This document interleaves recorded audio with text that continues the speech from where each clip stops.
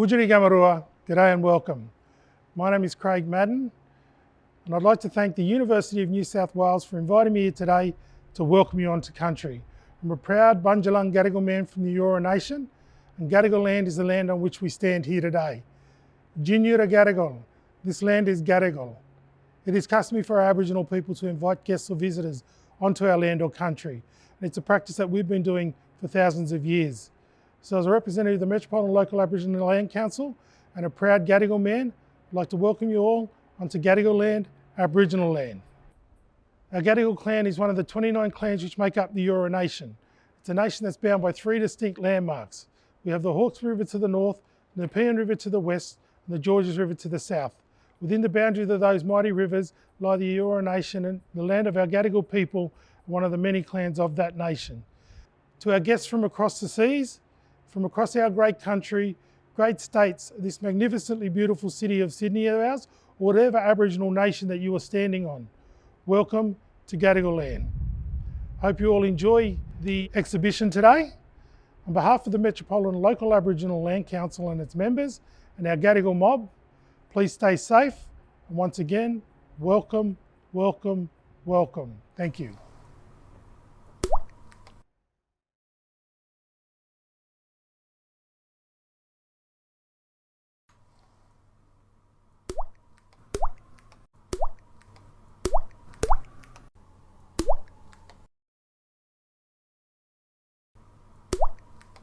Good evening, everyone. Congratulations to both graduating cohorts from the undergraduate and the master's programs. It's a fantastic achievement reaching this milestone in your education every time you do it. But for your 2 cohorts, it is especially significant because of the challenges you have had to face over the last 2 years. I commend you all on your courage and commitment to stay on your path through this difficult time. Of course, every individual success is linked to the support of many people. I want to say thank you and congratulations to all the families, friends, and all the teaching staff who have played a part in your success.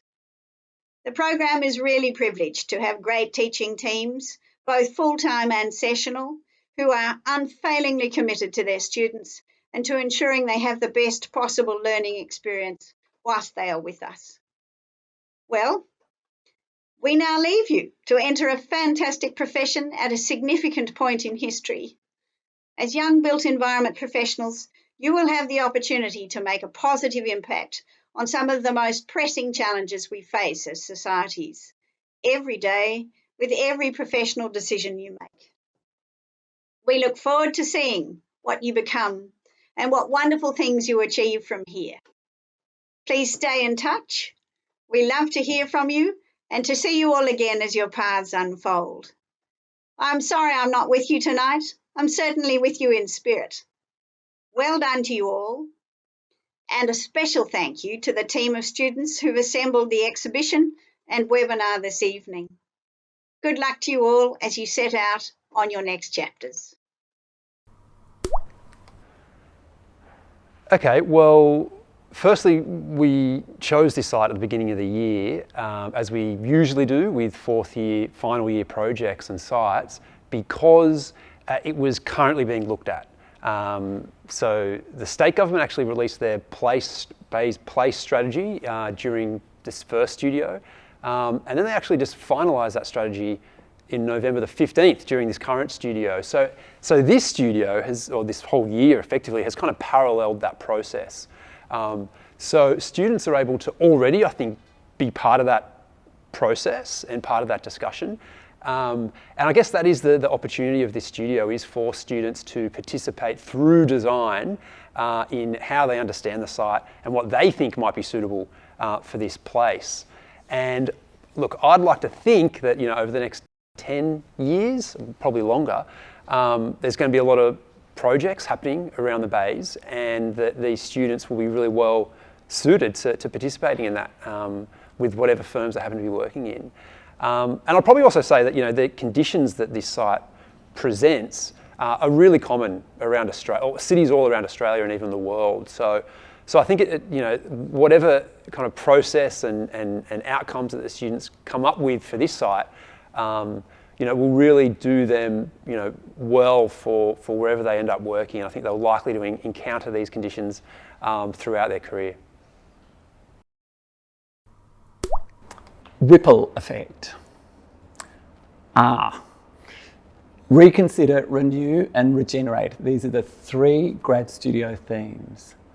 I, Indigenous thinking. The Darawal people's Napaji and Tyson Yunkaporta's Deep Time have been instructive to this studio. P, for Pidcock. Caroline Pidcock, we thank you for your good influence of befriend, mend and tend, and to all the tutors, teachers and people, particularly the wise women who have supported this studio. P, for policy. SDGs, COP26, 882051, basically the pressures on urban space amidst the climate change urgencies. Not uninterestingly, MP Jamie Parker will attend the presentations, and that could have a good ripple effect. L, for landscape. We've asked as landscape architects, is the master plan useful? Perhaps it's better to develop phasing or contingency plans and more open-ended ideas. E, for environment. How do we deal with halting the 60% wildlife extinction in the past 40 years? That is a big question.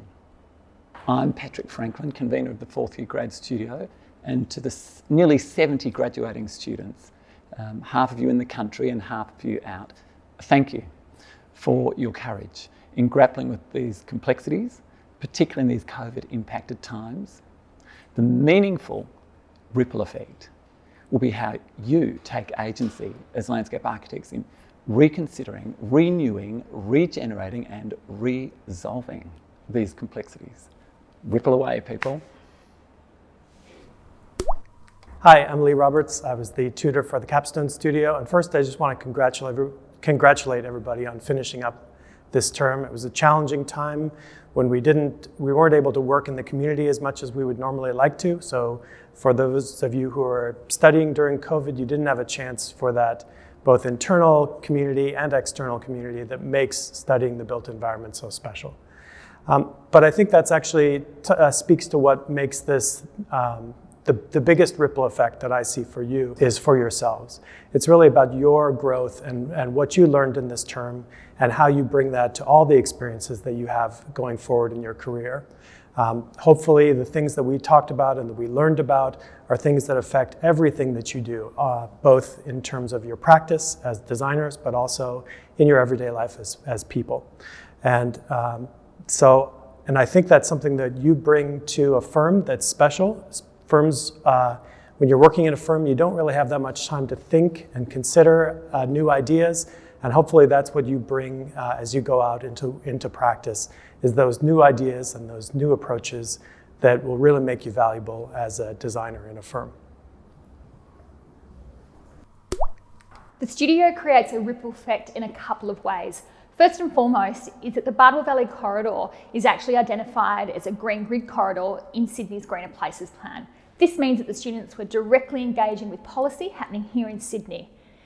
Second, the students were able to engage with community feedback live, and that's because the Bayside City Council had a community engagement online platform that was actually in its live stage throughout both Studio 1 and Studio 2 of the Capstone Masters program. Students were able to actually go onto this interface and determine what community members felt about certain places within the Bardwell Valley Corridor, and then incorporate that community feedback into their design, which has made their design proposals really, really rich. Finally, the students were able to engage with notions of First Nations people designing on country through collaboration with First Nations sub-consultants that were engaged in the studio. This was really important for our students because many of them were non-Indigenous students and also international students. So being able to think about reciprocal relationships with land and country are important for them as graduate attributes. Overall, the ripple effect is really profound in our graduating students and the studio in itself. The counsellors from the Bayside Council that the students presented to were very impressed by the images that the students created and speculations about the potential of this landscape.